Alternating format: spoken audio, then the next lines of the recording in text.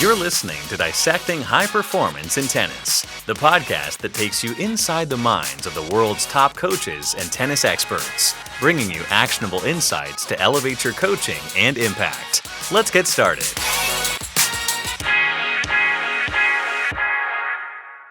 Hi, it's Adam here. Before we dive into Chapter 3, I just want to say a huge thank you. As I record this, Winning Words has hit 99 reviews across Goodreads and Amazon, and we just passed 1,000 copies sold. That's something I never imagined would happen in the first couple of months. I'm incredibly grateful for all of the support. Now, if you've been enjoying these podcast chapters, just a quick heads up. You don't have to wait for each episode to drop. The full audiobook is available now for $14.99, same as the paperback. If you're a coach constantly on the go, traveling, waiting at tournaments, between matches, this is built for you. I've become a dad recently, and I'll be honest, I barely read physical books anymore. It's all podcast and audiobooks. So if that sounds like your world too, shoot me a mail at adamblecher@gmail.com. It's admblicher@gmail.com, and I'll send you the audiobook directly. All right, let's get into it. Chapter 3, Building Trust and Connection. Chapter 3, Building Trust and Connection. This chapter highlights the necessity of earning respect rather than demanding it, emphasizing that effective coaching is player-centric, focusing on their needs rather than the coach's agenda. Through empathy and trust building, you unlock the potential for truly impactful guidance on the court. As Alistair McCall insightfully notes, you have to connect before you direct. Before giving instruction, you need to build the trust of the player. Earning player buy-in, building respect and rapport, like approaching a door that only opens from the inside. Being a tennis coach would be easy if learning were simply us giving instructions and the players absorbing them. Unfortunately, it's not that simple. We need to carefully create the best conditions for learning both on and off the court. Here is Dan Kiernan. Unless you have a proven track record with top-level players, then you can't demand automatic respect. Consider someone like Lendl. Let's be honest, he would pretty much get everyone's respect without really doing anything, simply because of who he is, what he's done as a player, and now what he's done as a coach working with Murray. So he would be able to go in with a little bit of a hotter hand and put things into place. Simply because of who he is, he's already automatically having the respect and the buy-in from the player.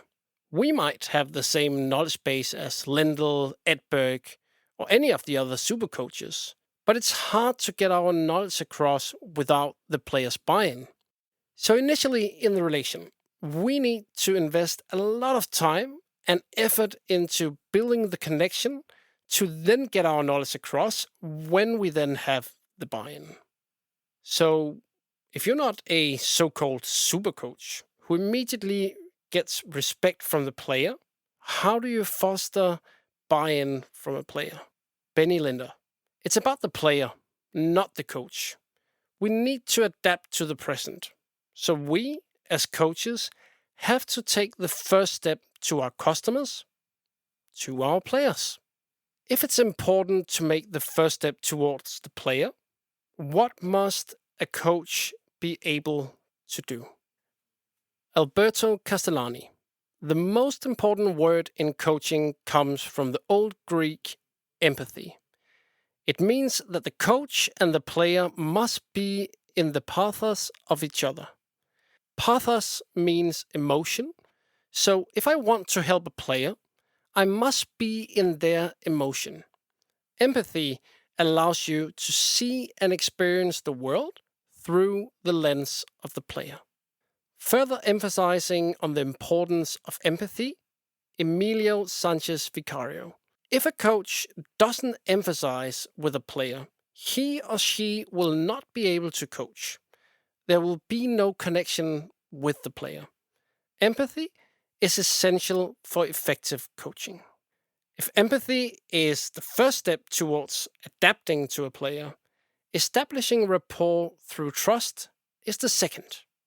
Establishing trust and integrity, honesty and reliability.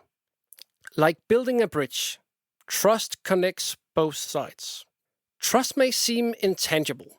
It's a feeling, and feelings can be tough to describe. Most can recognize situations where there has been a lot of trust in a relation, and equally so, relations where trust has been lacking. But how exactly can trust be built? David Meister's trustworthiness equation helps us clarify the components of trust in a practical way. Trust equals credibility plus reliability plus intimacy. And then you divide that with self-orientation. This formula highlights 4 key elements of trust. 1. Credibility, your experience and knowledge. As a coach, this means the player needs to believe in your ability and in your experience. If you demonstrate competence and confidence in your advice, they will see you as credible. 2. Reliability. Consistency in your actions. Can the player depend on you? It's about consistency in the shared commitments in line with the long-term player development plan, and opposed to constantly changing depending on the latest match. A coach who offers consistent support in both good and challenging times proves their reliability. 3. Intimacy. How comfortable the player feels opening up to you. This involves creating a safe space for the player to express their doubts, feelings, or frustrations without fear of judgment. Building this level of comfort fosters deeper connection. 4. Self-orientation. Putting the player's needs ahead of your own. The equation shows that when a coach is too focused on their own agenda, ego, or career, it erodes trust. Instead, focus on what's best for the player's development, even if that means adjusting your methods as a coach. When all of these elements are in balance, trust grows. If credibility, reliability, and intimacy are strong, but your self-orientation, focusing on yourself over the player, is high, it diminishes trust. Here is Carlos Kimayar highlighting the consequence of no trust. If there's no trust, I don't believe that there is a possibility.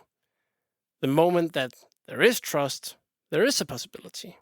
So if trust creates a window of opportunity, how is it possible to gain the player's trust? Carlos Kimayar. It takes a close connection and time spent with players. As coaches, we need to be interested in the person, not just interested in their talents and abilities. You've got to figure out what the player needs and how you're going to bring that across to them. Maybe tennis coaches have to act a little bit like they are psychologists. Cameron Moore. Every player ticks differently.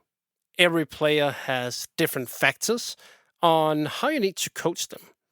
So your role as a coach is almost like a psychologist trying to figure out, how does this player work? How does this player think? On what level can I connect to them, and how do I relate information to them? It might be that I need to talk to one player more than another, show examples to one player, videos to another. That's why I think the art of coaching comes into play. You have to know people, and you have to know how to relate information to those you collaborate with. That's, to me, one of the qualities of what better coaches do. Alistair McCaw adds, I like to know what they like to eat, what music they listen to, what cars they like to drive, if they are old enough to drive. I need to know these things so we have something in common to speak about, because that is where relationships are built. It's not just talking tennis. Trust can be established through things like eating breakfast or lunch or watching a football game together. Building a relationship and trust with a player is often easier to do off the court rather than on the court. You have to understand how they learn. While much of this chapter focuses on the importance of initially building trust, it's crucial to remember that trust is not a one-time achievement. Trust must be actively maintained, and when compromised, it needs to be repaired.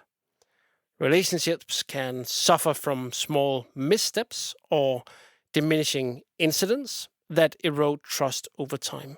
Whenever you face the need to rebuild trust, refer back to the earlier section in this chapter, remembering the components of David Meister's trustworthiness equation. Credibility plus reliability plus intimacy divided by self-orientation. These individual parts are just as important in rebuilding trust as they are in establishing it. Revisit them to assess where trust may have weakened and what can be done to restore it. Building trust is a continual process, something you invest in every day with every interaction. So we're already adapting through empathy, building rapport through trust. What other factors should we consider to deepen our connection with a player? Opening the bottle, creating receptiveness, like gently unscrewing a cap so you can fill the bottle. Mike Barrel. It doesn't matter what I think is right or wrong. It's about what the player wants to receive, how you facilitate it, and how they make sense of it.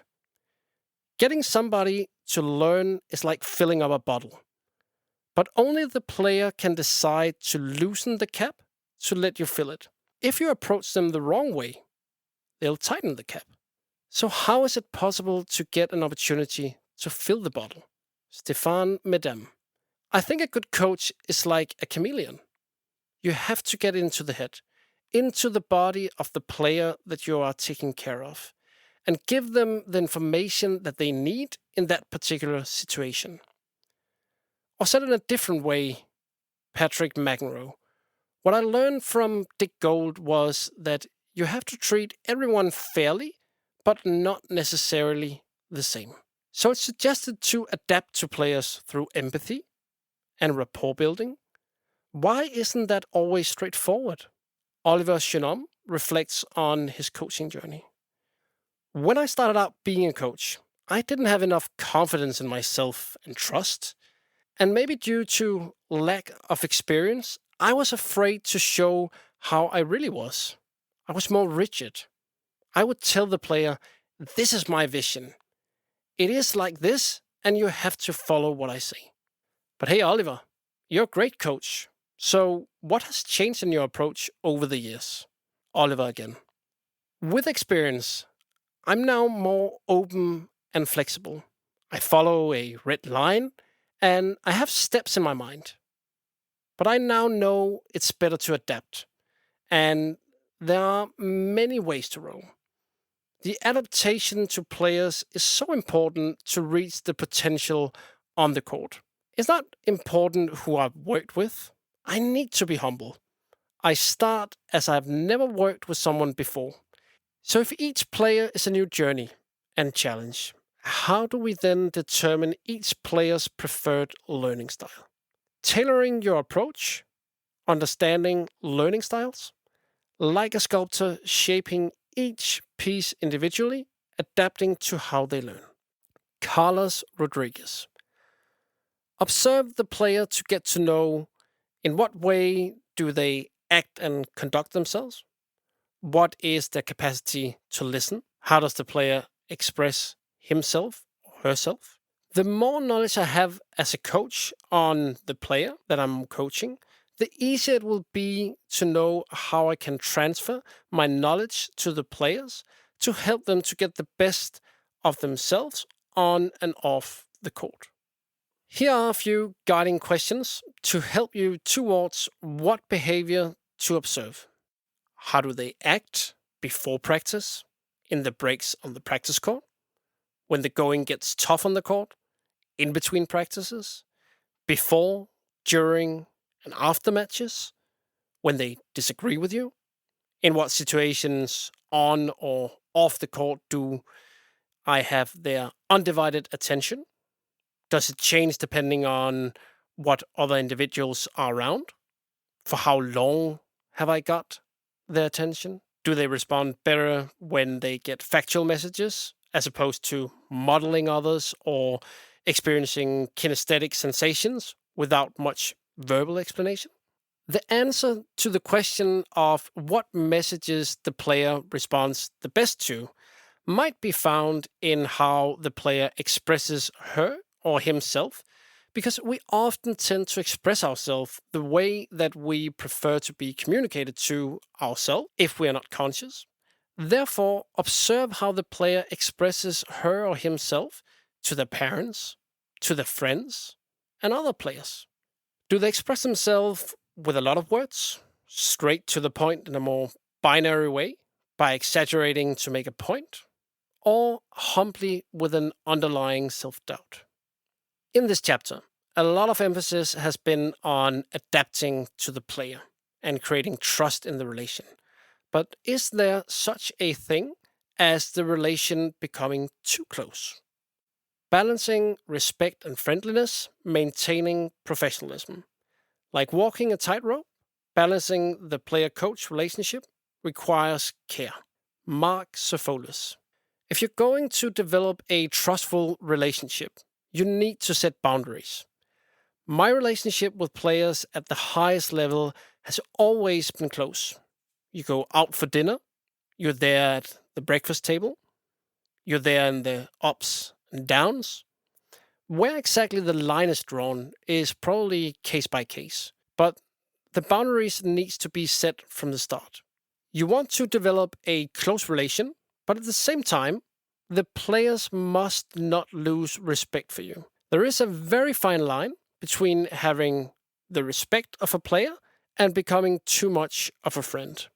There have been times when my relationship with players have gone too far down the friend path. The respect and trust from a coaching perspective have been lost, and I've tried to work it back, but that has often shown to be super tough. What could signs be that the relationship has gone too far down the friend path? Mark Sofolis. Having many more arguments, more disagreements in practice, and a general lack of trust from the player. You want to salvage as much as you can, but sometimes you might simply be better off either first taking some time away from each other or going entirely separate roads. What do you do if one of your principles is overstepped by the player? Sven Grönefeld. You have to re-establish and show where your boundaries are. That this is a warning, and they must uphold a certain behavior and discipline. Your honesty will always be your biggest asset as a coach once trust is established. Chapter checklist. Your guide to connecting with the player. 1. Invest in the relationship. Unless you're Ivan Lendl, be prepared to put time and effort into building the player-coach bond. 2. Show empathy. If you want to connect, you must first understand the player's perspective. 3. Connect before you direct. Establish rapport before giving instruction. 4. Adapt your communication. See through the player's eyes and adjust your communication to match their learning style. 5. Set boundaries. Balance respect and friendliness to maintain a professional relationship. Once you have established clear roles and expectations, you have begun comprehending the person and connecting to the player. It's time to hit the court. And that was chapter 3 of Winning Words, the audiobook series. If something in that episode stood out, I'd love to hear from you. Shoot me a message or tag me on social. I'd love to hear what resonated the most. And if you haven't left a review yet on Amazon or Goodreads, it would mean the world to me. Reviews are the best way for this book to reach more coaches. Lastly, if you want the full audiobook, don't wait. It's $14.99 and I'll send it to you directly. Just email me at adamblicher@gmail.com. It's adamblicher@gmail.com. Thank you for listening and see you in the next episode.